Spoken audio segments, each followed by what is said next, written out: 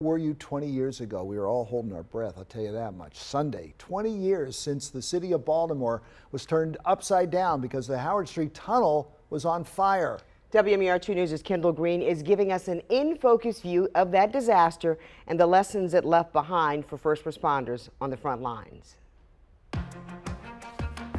For 6 days, 20 years ago, Baltimore and freight rail traffic up and down the East Coast shut down. It was late in the afternoon, roughly around 3, maybe 3:30. Chief Roman Clark was an administrator with Baltimore Fire Department when he got the call. And in responding to the scene, we heard a radio transmission that there was a derailment. 11 of 60 cars on the CXX train flipped off the tracks in the narrow Howard Street Tunnel. Several of those cars carrying hazardous material, causing a massive chemical fire that would send this city into a panic. With thousands of Oriole fans bound for Baltimore for an evening game, Chief Clark had to make a quick decision. Hey, you got to cancel this game tonight. We got a problem. 6 days of crews on the scene, 3 baseball games canceled. And Clark says the best thing that could have happened in that instant did. A water main break. And it helped us tremendously by extinguishing the fire. In 2001, their equipment wasn't as good as it is now. They weren't able to enter the tunnel to fight the fire or assess the damage without being suffocated by the smoke.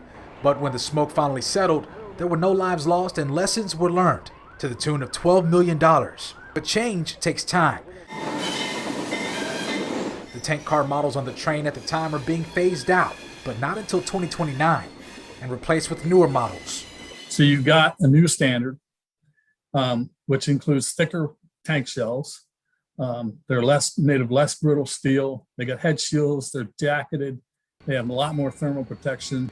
Jim Southworth with NTSB tells us the agency recommended creating better communication lines between emergency preparedness plan for tunnels. After investigating for 3 years while they've identified contributing factors, we could not get something definitive enough or concrete enough or supported enough with the factual evidence that we had to allow us to identify elements of probable cause. This is one of the biggest investigations ever conducted, and we still had that problem. So it wasn't for not trying. He attributes that unknown factor to the enormity of the accident.